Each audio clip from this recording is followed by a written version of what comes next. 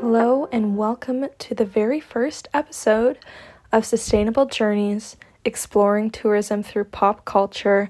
I'm so excited to be doing this series. I am your host, Eva, and today we are going to be diving into the world of influencer brand trips. A little bit of background about me. Like I said, my name is Eva. I am in my second year of environmental sustainability at the University of Waterloo. And I spend way too much time on TikTok, okay?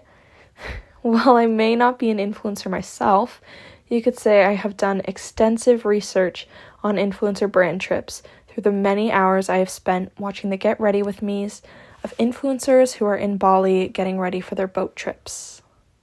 So I want to talk about specifically what influencer brand trips are and the negative effects these trips have on young people, the tourism industry, and the way that tourism is driven. I'm going to be talking about 3 different case studies: the Tarte Cosmetics brand trip, the Shein Factory brand trip, and about the company Trova trip. After talking about these and their effects, I will try and quickly dive into some different solutions. Now, these will have to be brief with the time constraint I have, but I really feel that it would be beneficial after talking about this issue to provide some sort of solutions. So we're going to have to go through this really fast, but I'm also really excited, so let's get right into it. Let's start with, what are brand trips?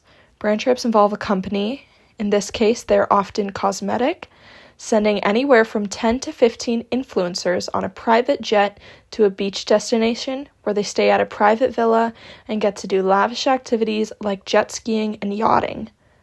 Yes, I said yachting. I literally had to search that up because I didn't know if it was a word, because it is so out of my price range. But anyways, in return, these influencers post content basically showing off what they're doing. You may be wondering, what is an influencer? An influencer is someone who has amassed a following on social media. In this case, we're talking about TikTok, who these brands then send to influence their audience into buying from them. These followers watch these influencers living their best lives, and the idea is that you can be like them if you buy these things. These influencers often have millions of cult-like followers, and these trips are mainly from people on TikTok, but before that there was YouTube when it really first took off. So if you don't know, TikTok is fairly new. It didn't become a thing until 2018, and YouTube has been around for much longer. So these trips really began to take off in and around 2011, but have blown up on a whole new level post-COVID on TikTok. Obviously, flaunting wealth is by no means a new concept, but it has manifested in this very new and interesting way, which is what we're going to be talking about. So the first study we are going to look at is cosmetic brand trips, pulling specifically from the Tarte brand trip, which happened in May of 2023. So basically, Tarte is a makeup company, and in this trip, influencers such as Alex Earle, who is a TikToker who has 6.6 million followers on TikTok alone as I am making this, basically, her and a bunch of other influencers went to Turks and Caicos on what I call their private Tarte-themed jet. You may be like, what is a Tarte-themed jet? Basically, so Tarte, the company, flew them all on this private jet, and I was watching the videos through of these influencers on this jet, and there's just complimentary everything. There was complimentary bags. They all had matching pajamas, all logo with Tarte on it, okay? So they flew on this jet, and then they stayed at the most luxurious estate, which literally once belonged to Prince, the prince, okay? These influencers then post Get Ready With Me's, which is basically they've been jet skiing all day and they're coming back and starting to get ready for their 5-course dinner, and they're recording and telling you about it while using the brand that has taken them there. You know, they've had such a busy day of jet skiing and it's been so hard for them, and now they're getting ready for dinner. So that's the format. These influencers promote these brands, and then they get to live like this. There was another Tarte trip in February of 2024, which is actually when I got the idea to talk about this. And then I started noticing so many more brand trips. There is a Kosas trip, which Kosas is another cosmetic brand that just happened literally a week ago. So you get the point. lavish lifestyle, get ready with me as they're living their best life, okay? We are going to get to the effects of this, but I want to quickly talk about an extremely different kind of brand trip, which was the Shein brand trip. I don't know if I'm saying that name right, but basically Shein is an extreme fast fashion brand based out of China, which is strongly known for not paying their workers and having terrible working conditions. Well, in 2023, Shein sent several smaller influencers to look around one of these Shein factories in Guangzhou, China, and basically showed that the working conditions were great. Nothing to see here, which, is insane. They even, these influencers sat in the, chairs of the workers and, did their job for, 5 seconds and was, saying how cool it was. This trip was obviously not received well. It had a huge amount of backlash and was also considered a turning point for brand trips.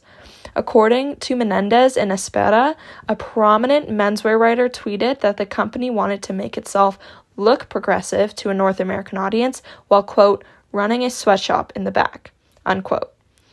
This trip was obviously an extreme, but it pointed out the fact that other trips, the brands that are being supported, are not sustainable, and the fact that these influencers aren't only vouching for the products, but for the virtues of these companies. Crazy. Lastly, I want to really briefly touch on the company Trovatrip. The idea behind Trovatrip is that an influencer can take you on a trip with them so you can experience what it's like. And now I did some looking around on the website, and these trips are usually around $3,000, not including flights. But you gotta live like these influencers and make content. That's just a crazy concept. So we need to talk about the effects of all these trips. We love to see what influencers are like. We all want to live these lavish lifestyles, and what these influencers put out can have an extremely negative effect because they are doing what's implied in their title, influencing. When they are telling younger audiences that this is the way to travel, there are consequences. There is something called the tourist gaze, as Stinson explains. Tourists gaze upon a place they have already consumed as images, or in this case, TikTok videos. These culturally beautiful places are given a different look when TikTok influencers push colonial ideas that these destinations are available for possession and consumption, which, according to Smith, quote, effaces local place and identity, unquote. The international tourist gaze these influencers are perpetuating is changing the way that people, especially Gen Z, are traveling. These influencers are coming with American brands, not visiting locals, and instead just staying on a beach. The way I literally, picture it is, they get to the beach and they're like, go away, guys. We're here now. You know what I mean? That's kind of the way it is. And this is teaching Gen Z that, educating yourself about the places you're going isn't necessary. You can treat it like this beautiful beach without considering the people and the culture there. And all of this heavily skews a country. Now, for time's sake, there's no way I can get into the complex solutions that are needed, but I do want to mention the importance of decolonizing yourself and supporting local economies and culture, which Stone and Naya Payne highlight. Rewiring tourism and the way we go about tourism is incredibly difficult, but one solution that may be incredibly beneficial is Indigenous-led tourism. According to Razavi, Indigenous cultural tourism refers to experiences that connect visitors with different cultures, traditions, and ways of life. This includes Indigenous stewardship, practices to protect land and water, and more. Through supporting Indigenous-led initiatives, we can change tourism literacy that the tourism sector is facing right now. I wanted to highlight Indigenous-led tourism as a solution, but obviously there's not enough time to go into everything, so I would encourage you to do your own research on sustainable and Indigenous-led local tourism. But tourism and education need to go hand in hand, and through supporting Indigenous-led tourism, you can educate yourself and become a better tourist while also supporting local economies. Now, obviously, there is no one-size-fits-all solution, but if these influencer brand trips can teach us anything, it's that ignorantly going somewhere without educating yourself perpetuates harmful stereotypes and is not okay. And, we have to wake up every day and actively choose to decolonize ourselves and decide what we're supporting. Because you might think, and this is something for me too, like you're just looking at these videos because they're like fun, it's not causing any harm. But watching these TikToks gives them views and you are supporting this kind of behavior. So it's like important to be aware of. Okay, that was deep. I didn't get to go as deep into everything as I wanted to due to time, but there are some amazing sources that I'm going to put down in the description that articulate what I was trying to say in a much better way. I know I don't get a touch on Indigenous-led tourism in the way that I wanted to, but I have also linked down below the Indigenous Tourism Association of Canada website, which can help you learn more about Indigenous tourism, not just in Canada, but across the globe. So, with that, I hope you guys enjoyed the first episode of this podcast, and I will see you next time. Bye.